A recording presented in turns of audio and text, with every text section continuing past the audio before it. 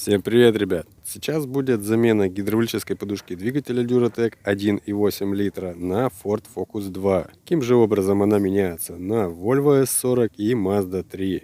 Для работы мне понадобится некоторое количество вот таких дров, набор инструмента, где есть головки на 15 и 18, какой-нибудь домкрат. У меня вот такой подкатной, с ним будет повеселее работать. Магнитная стойка с индикатором часового типа. Я токарь, у меня таких дофига. Эта штука будет показывать уровень вибрации на кузове. Устанавливать буду гидравлическую опору двигателя фирмы Zekert. Стоимость 2800 рублей. Сегодня у нас 2021 год. Поехали! Вот таким образом установил индикаторную стойку. Запоминаем, как прыгает стрелка со старой подушкой.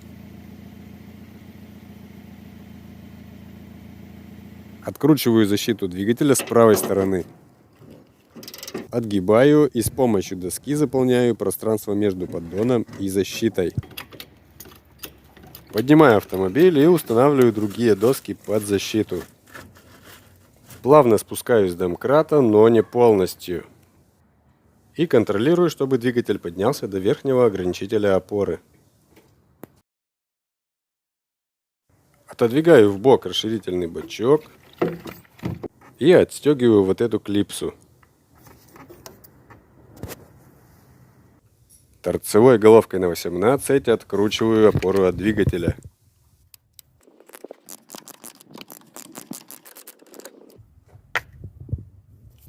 Затем головкой на 15 откручиваю ее от кузова.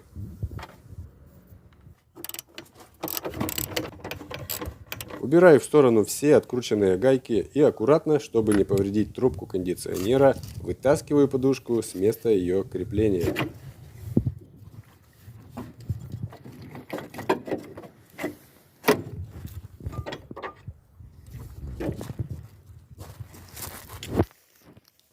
Видно, что гидравлическая опора двигателя изношена очень сильно.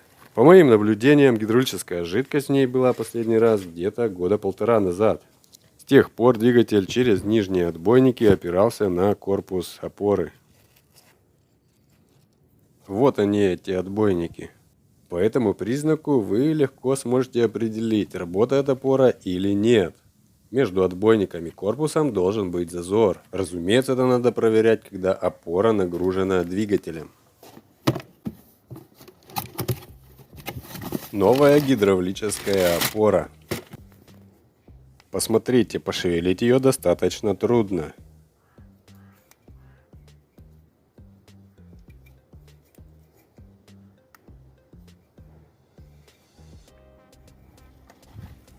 Опора устанавливается в обратной последовательности, но есть несколько важных моментов.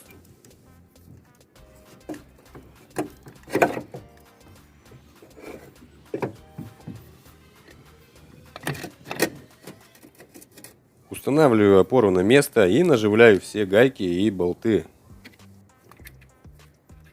Первым делом опора прикручивается к двигателю. Все моменты затяжки резьбовых соединений контролируем динамометрическим ключом. Затем опору надо спустить на кузов. Для этого я поднимаю машину. Двигаю рамку опоры для того, чтобы она приняла удобное для себя положение. Далее прикручиваю опору к кузову. Затем убираю все дрова из-под машины и прикручиваю защиту двигателя. Ну а теперь результат.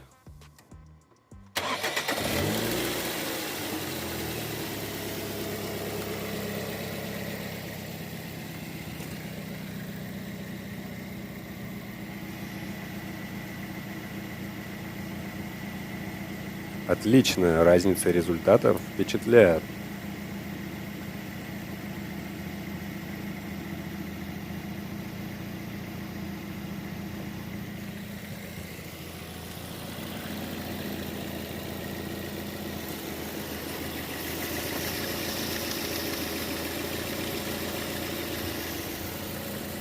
Ну что, ребят, после установки опоры двигателя я поторопился и забыл посмотреть, как проложены шланги.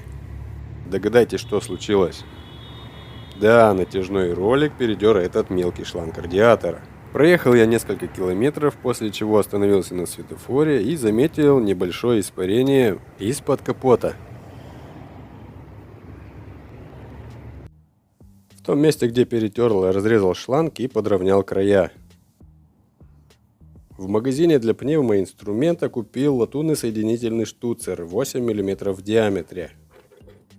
И рядом в автомобильном магазине купил пару пружинных хомутов. Устанавливаю штуцер в шланг. Ну а далее необходимо установить пружинный хомут. И сейчас покажу, как правильно подобрать хомут под шланг. Измеряю одетый на штуцер шланг. Получилось 17 мм. Вычитаю 1 мм и получаю размер необходимого хомута. В руках у меня хомут на 16, измеряю его внутренний диаметр. И это значение составляет почти 16 мм. Из этого следует, что натяг хомута на шланг составляет примерно 1 мм. Для установки и снятия таких хомутов я использую специально предусмотренный для этого инструмент. Специальные поворачивающиеся губки с углублением не дают хомуту выскользнуть. А специальный храповой механизм позволяет удерживать хомут в разжатом состоянии. Пару секунд и хомут на своем месте.